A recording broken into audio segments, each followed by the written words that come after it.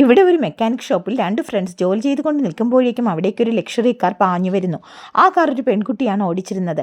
അതിൻ്റെ ഹെഡ്ലൈറ്റും പൊട്ടിപ്പോയിരുന്നു. എന്ത് പറ്റിയതാണെന്ന് ചോദിച്ചപ്പോൾ കുറച്ച് ദിവസം മുൻപ് ഒരു നായ വന്ന് കുറുകെ ചാടിയെന്നും അതിനെ ഇടിച്ച് അപകടം പറ്റിയെന്നും അവൾ പറഞ്ഞു. 18 വയസ്സ് പോലും തികയാത്ത പെൺകുട്ടിക്ക് ലൈസൻസ് ഇല്ലാത്തത് കൊണ്ടാണ് തങ്ങളുടെ അടുത്തേക്ക് കാർ കൊണ്ടുവന്നതെന്ന് അവർക്ക് മനസ്സിലായി. എന്നാൽ അതീവ സുന്ദരിയായ പെൺകുട്ടിയെ കണ്ട ഉടൻ തന്നെ കൂട്ടത്തിലൊരുവൻ അവളെ വല്ലാത്ത ഇഷ്ടമായി. തൻ്റെ ഇഷ്ടം അവളോട് തുറന്നു പറഞ്ഞു. പൈസയൊന്നുമില്ലാതെ പിച്ചക്കാരനെ പോലെ ജോലി ചെയ്യുന്ന നിനക്ക് എങ്ങനെ എന്നെ പ്രേമിക്കാൻ തോന്നി എന്ന് പറഞ്ഞ് അവൾ അവിടെ നിന്ന് പോവുകയാണ്. ഇതോടെ അവന് വല്ലാത്ത വിഷമം തോന്നി.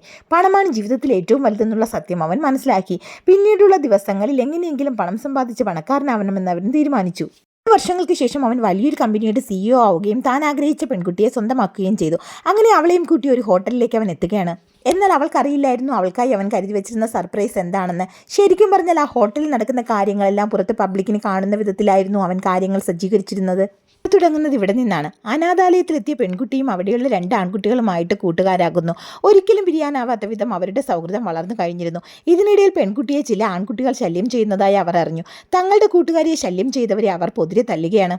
അതോടുകൂടി അവരുടെ സൗഹൃദത്തിന്റെ ആഴം വർദ്ധിച്ചു. ഒരിക്കലും പിരിയാനാകാത്ത ഫ്രണ്ട്സായി അവർ മാറിക്കഴിഞ്ഞിരുന്നു.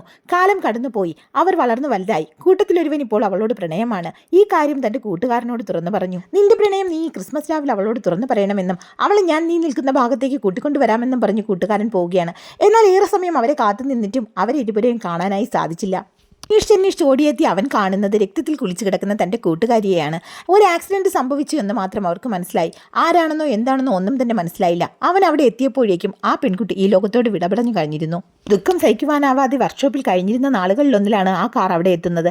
അപ്പോഴാണ് ആക്സിഡന്റായി കിടന്ന് അവിടെ നിന്ന് കിട്ടിയ ഗ്ലാസ് ചില്ലും ഈ കാറിൽ നിന്ന് പൊട്ടിയ ഗ്ലാസിന്റെ ഭാഗവും തമ്മിൽ മാച്ച് ചെയ്യുന്നതായി അവർ ശ്രദ്ധിക്കുന്നത്. ഇടയിൽ ഈ പെൺകുട്ടിയുടെ കോടീശ്വരനായ പിതാവ് കാശ് കൊടുത്ത കേസൊക്കെ ഒത്തുതീർപ്പാക്കി കഴിഞ്ഞു.